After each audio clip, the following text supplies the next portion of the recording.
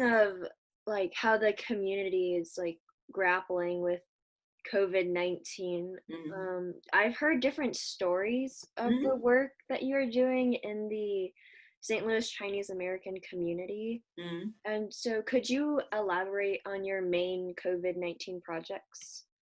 Okay. So, any those infectious disease spreading out, most important is prevention. It's like you don't catch. So, from the mid of March, we start. I think our Chinese community are wonderful. Why? It's because we have the experience from China. We have the experience from SARS before, especially from Wuhan. And I believe most of we have family connection in China. So we watch the news and we know what's their horrible experiences. So our Chinese community immediately grouped up because we never want these things to happen ourselves. So for the prevention part, from the mid of March, it's all because the Chinese people here, they are amazing. And we formed a big community group. We call it virtual community. And you probably know now the best tool are virtual, use social media. This virtual community group up is basically try to prevent disease through education and to do information exchange and to help people to do volunteer to help people each other to prevent disease. This idea is originally coming from our first case in St. Louis County happening in Ladue.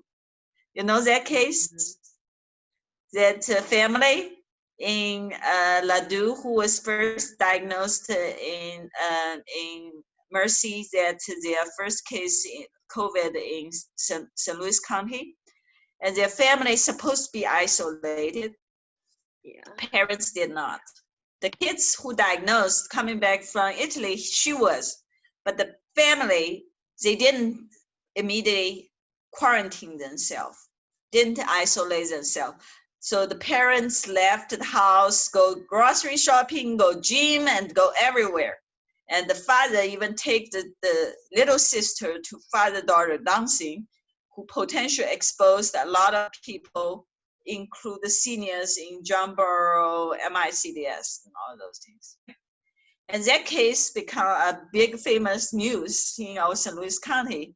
And their ideas borrowed from them. When everybody is blamed on this family, but if you look from the other point of view, if you stand on their perspective as a usual people, one is if you never be educated how severe this disease is, how to do isolation, how to prevent, you don't know. You don't expect it. I go to gym, I go to grocery store, it's a big deal, right? So that's why you cannot blame them selfish only. You have to see once they don't know how to do it.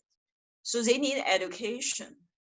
Another thing, if they don't go to grocery store, nobody helps them. What's going on? They stay at home for 14 days. Nobody helps them. What's going on? They run out of food.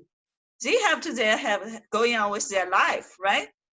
If they do not have support, how can they do it? So this idea is coming from this first case, why we group together to form a big group to do education and do support. That's the whole purpose, to prevent this disease.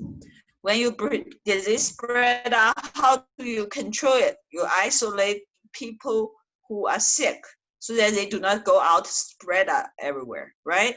So in order to get those people isolated, effective isolated, you have to teach them how to, you need to give them mask, give them glove, and then, because once they diagnose, they immediately put it at home. Nobody can even buy the glove. If you buy online, it takes 2 weeks to arrive you. And right now, as I know, when I bought the mask online at the end of January, eventually my order was canceled at the end of March. It still have not shipped to me. So that's how important the support. You need to provide all the service. It used to have, should be done by public health, but when you have huge amount of population, how you expect so many public health to support you? People, even the doctor have no mask. How you expect the mask available for them, right? And so you need to teach them, like at home, if you have some cases there, that patient, where you put it, they have to be isolated bathroom, have their own isolated bedroom, have their own bathroom, have their own air conditioner system. You cannot imagine you share the air conditioner, it will spread out disease. So you have to get all those things prepared and educated. And also you need to tell them, if you feel this, like you have high fever, you have severe shortness of breath, you're supposed to call which doctor, go where to test it, and all those things, right?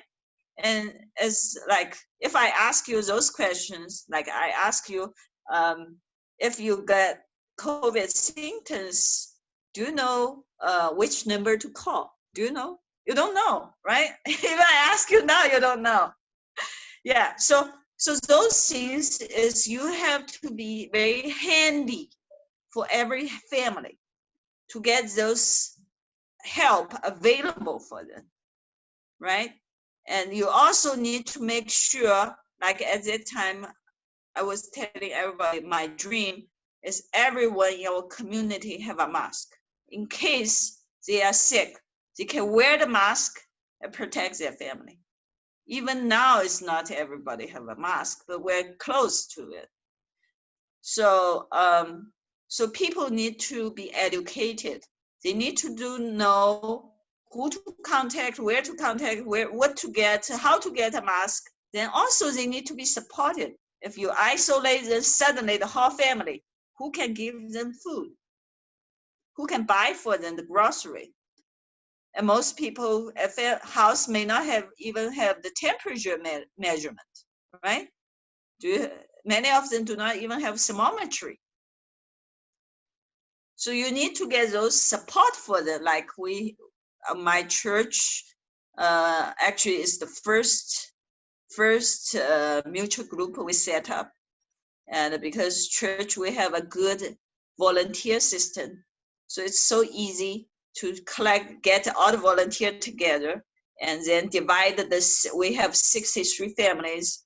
So we divided about 10 families into a group, then have a leader, a team leader, who can teach them, also organize all the issues, the small family, if they have issues, they can help out.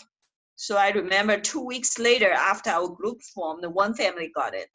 And their husband went out to grocery shopping Schnucks here without wearing mask. That's the at the end of March. At that time, not everybody wear mask. When he came back after 3 days, he started have high fever, every symptoms COVID supposed to have. So at that time, that team members, that family immediately, they can contact me directly. So I tell them what to do, how to prevent, they say, oh, mask is not enough. So we have volunteer, the team leader immediately delivers a mask to them, because at the beginning you thought you just need 5 masks, but later once you get sick, you find you need 20 masks. Then also they found out, they had, at the beginning, our church mutual group, I told them everybody have to prepare thermometry at home. Most, like half of the family do not have thermometry. So they have to go to buy, and found out the pharmacy already run out of thermometry. There's no those things available. Even online, everything's running out. So luckily they are able to mail something from China together. And then at that time, we have very limited thermometry. Their families, they say, oh, we have thermometry. Then when they want to use it, they found, oh my goodness, my batteries are running out. It was so old, the battery is not right. and they cannot get out to buy a battery. Then this time our volunteer coming out and buy battery for them, right? That's the support. So actually, it's very hard for you to handle alone.